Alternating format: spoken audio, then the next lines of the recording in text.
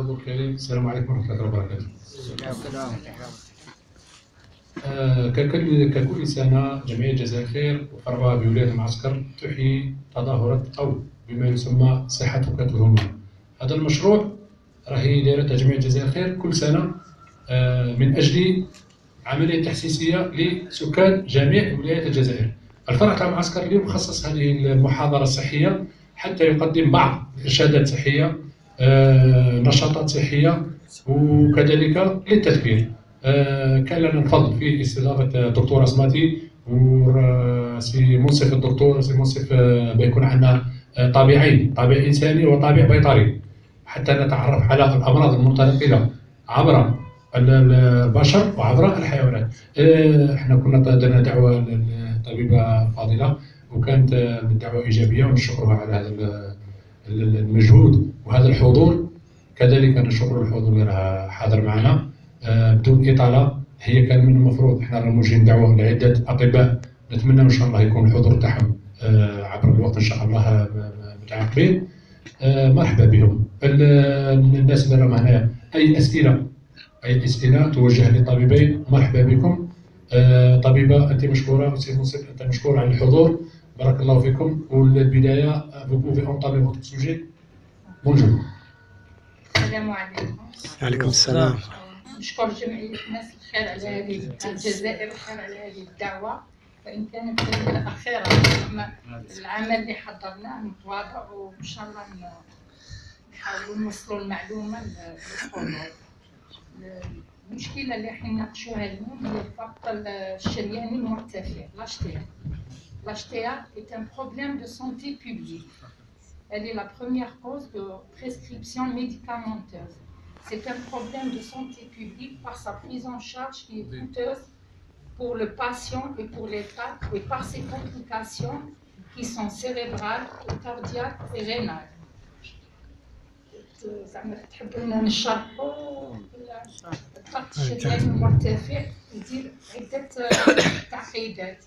ينجم يدير l'AVC الشلل النصفي، ينجم يدير l'atteinte cardiaque كي l'AVC، les démences، l'insuffisance cardiaque، l'insuffisance rénale. هذوك اللي يروحوا يديروا تصفية الكلى تاعهم هذوك بسبب الضغط الدموي المرتفع كي ما يكونش متعالج. Dans la majorité des cas, elle est essentielle. Elle n'a pas de cause. Elle représente 90%. Elle est dite primitive. Dans 10%, elle est secondaire à une cause. La prévalence de l'HTA en Algérie, elle est de 35% des Algériens sont hypertendus. Dont l'âge est supérieur à 18 ans. Les personnes qui ne savent pas qu'ils sont hypertendus sont de 52%, c'est-à-dire la moitié des patients ne sont pas diagnostiqués. Seulement 13% des sujets sont sous traitement. La prévalence de l'HTA chez le diabétique est de 41,5%. Chez la femme, elle est supérieure que chez l'homme. En milieu rural, on trouve 43,5% et en milieu urbain, 28,2%. Là, on constate un paradoxe. Chez les sujets de race noire, l'HTA à l'âge adulte est plus fréquente et responsable de morbidité et de mortalité.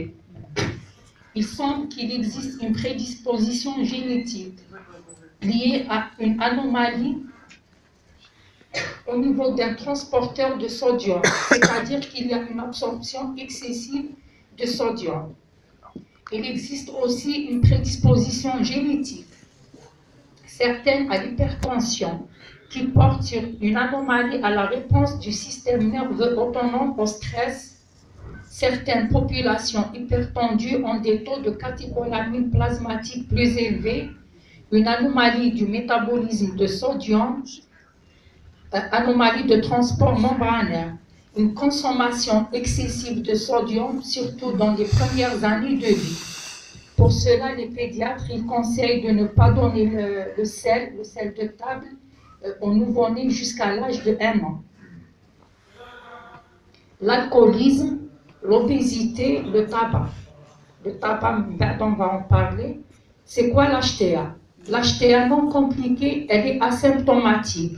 Elle est définie de façon consensuelle par une pression artérielle supérieure ou égale à 140 mm mercure et ou une pression artérielle supérieure, diastolique supérieure ou égale à 90 mm de mercure, mesurée et confirmée au moins par 2 mesures par consultation au cours de 3 consultations. On a l'automesure, c'est-à-dire le patient il prend le tensiomètre à domicile et il mesure sa tension, la règle des 3. 1 heure après le lever, le matin, il fait 3 mesures à 1 minute d'intervalle le matin et 3 mesures le soir pendant 3 jours. Il a 18 mesures, il divise et la moyenne, elle sera analysée par le médecin et il va décider si le malade fait une HTA ou non. Une seule mesure ne suffit pas. La MAPA, c'est un enregistrement de 24 heures pratiqué chez le cardiologue. Ou bien 2 mesures espacées d'au moins 1 minute, le chiffre à retenir est la moyenne des mesures effectuées. Un brassard, il faut un brassard adapté à la morphologie du patient, c'est-à-dire un malade qui est obèse, il faut un brassard qui correspond. Il faut prendre la tension en position assise, couchée au repos, au calme, depuis au moins de 5 minutes, n'ayant pas pris de café ni d'alcool dans l'heure précédente, ni fumé dans les 15 minutes qui précèdent. Tout ça, c'est des mesures pour ne pas fausser les résultats. Il faut prendre la tension aux 2 bras, penser à mesurer la pression artérielle debout chez les sujets âgés supérieurs de 65 ans et diabétiques à la recherche d'une hypotension orthostatique. Parfois, le malade, quand il se lève, la tension chute. Il faut la prendre en position couchée et debout pour voir la différence. L'HTA secondaire, c'est-à-dire il faut chercher une cause à l'HTA pour mieux traiter cette tension artérielle. Parmi les causes, et elle est très fréquente ici en Algérie, due à l'automédication. La prise de médicaments tels que les AINES, les corticoïdes, les œstroprogestatifs oraux chez la femme, les antécédents personnels et familiaux de maladies rénales et cardiovasculaires, la prise d'alcool et d'autres maladies endocriniennes. Une FNS, un bilan peut orienter vers une HTA secondaire. Là, c'est le rôle du médecin. Parmi les facteurs de risque qui peuvent aggraver cette HTA et qui peuvent aider au traitement et parfois seules les règles hygiéno-diététiques peuvent améliorer la tension artérielle. On a le tabagisme, un tabagisme actuel ou arrêté depuis moins de 3 ans. Antécédents familiaux d'accidents cardiovasculaires, un diabète non traité, une dyslipidémie, c'est-à-dire le cholestérol qui est élevé, l'existence d'un syndrome métabolique, c'est-à-dire une obésité, un tour de taille supérieur à 102 cm chez l'homme et supérieur à 88 cm chez la femme, une sédentarité, le mode de vie actuel qui correspond le manque d'activité physique. Et pour lutter contre ces facteurs, seules les règles hygiéno-diététiques sont favorables. On a la brochure, c'est une étude de 3. 0, 5, 30.